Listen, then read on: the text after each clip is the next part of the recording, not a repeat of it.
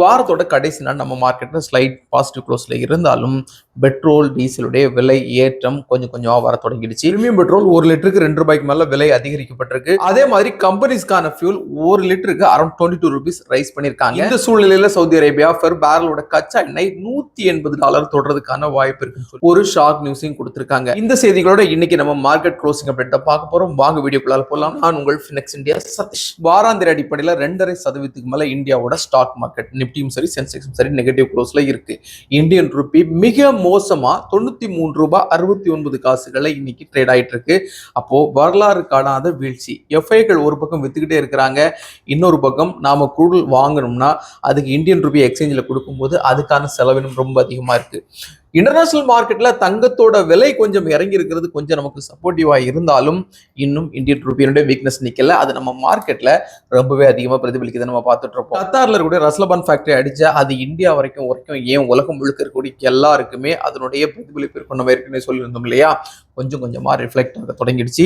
இந்தியாவில் அதுவும் குறிப்பா குஜராத் மாநிலத்தில் ஃபேக்டரிஸ்ல ஒர்க் பண்றவங்களுக்கான அடிப்படை ரா மெட்டீரியல் கிடைக்காம அவங்க சொந்த ஊர்களுக்கு திரும்பவும் புலம்பெயரக்கூடிய ஒரு சூழலும் இன்னைக்கு நம்ம டிவிகளில் பார்க்க தொடங்கிட்டோம்.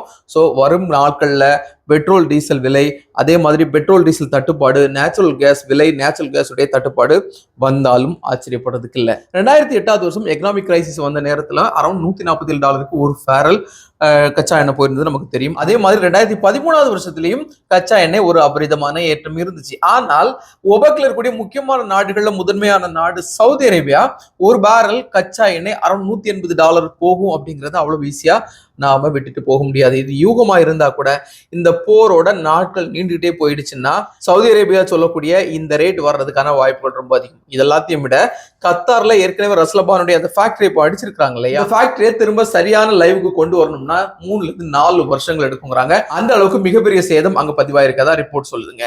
இது எல்லாமே உலக மார்க்கெட் மொத்தத்தையுமே புரட்டி போட்டு இருக்கு, இந்தியன் மார்க்கெட்டையும் புரட்டி போட்டுட்டு இருக்கு. ஏற்கனவே நம்ம பல பதிவுகள்ல சொன்ன மாதிரி தாங்க, இது ஒரு சப்ளை செயின். எப்போ கச்சா எண்ணெயுடைய பாதிப்பு பெட்ரோல் டீசல் சொல்லி ஆரம்பிக்குதோ, டிரான்ஸ்போர்ட்ல ஆரம்பிக்குதோ, அன்றாட வாழ்க்கையில இது ரிஃப்ளெக்ட் ஆக தொடங்கும். எல்லா பொருட்கள்லையுமே இது நீக்க மர ஒன்று தொட்டு ஒன்று இருக்கிறதுனால விலைவாசி உயர்வதற்கான ஒரு வாய்ப்புக்கான அறிகுறியும் இதுல இருக்குங்கிறத நம்ம மறப்பதற்கு இல்லை.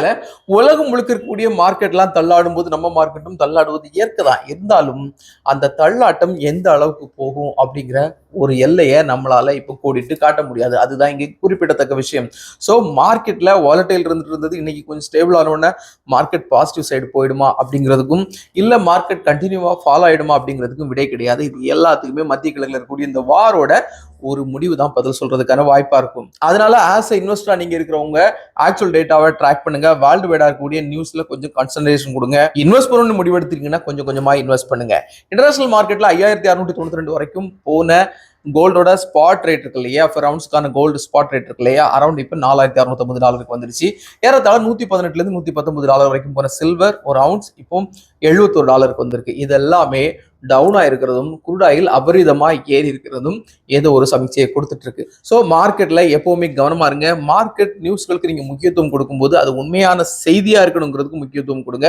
உங்களுடைய ரிஸ்க் டாலரன்ஸ் அந்த மாதிரி உங்க போர்ட்போலியோல நல்ல ஸ்டாக்ஸ் மியூச்சுவல் ஃபண்ட்ஸை ஆட் பண்ண முடியுமாங்கிறத உங்க சொந்த முடிவில் எடுக்கணுங்கிறது என்னுடைய வேண்டுகோள். நம்ம எப்பவும் சொல்ற மாதிரி தான், இது முழுக்க எஜுகேஷனல் பர்பஸ் மட்டும் தான், நாட் ரெகமெண்டேஷன். வெறும் $100 இருந்து stock market mutual fund ETF டிஜிட்டலுக்குள்ள இன்வெஸ்ட் பண்ண முடியும். இந்த மாதிரிப்பட்ட சிம்பிளான இன்வெஸ்ட்மெண்ட் இருக்குங்கிறது எல்லா மக்களுக்கும், குறிப்பா யங்ஸ்டர்ஸ் ரீச் ஆனது இந்த வீடியோவை டே டு டே போஸ்ட் பண்ணிட்டு இருக்கோம். உங்களுக்கு இந்த வீடியோ வேல்யூபிள் ஃபீல் பண்ணீங்கன்னா லைக் பண்ணுங்க, கமெண்ட் பண்ணுங்க, சப்ஸ்கிரைப் பண்ணுங்க, ஷேர் பண்ணுங்க. See you tomorrow. Another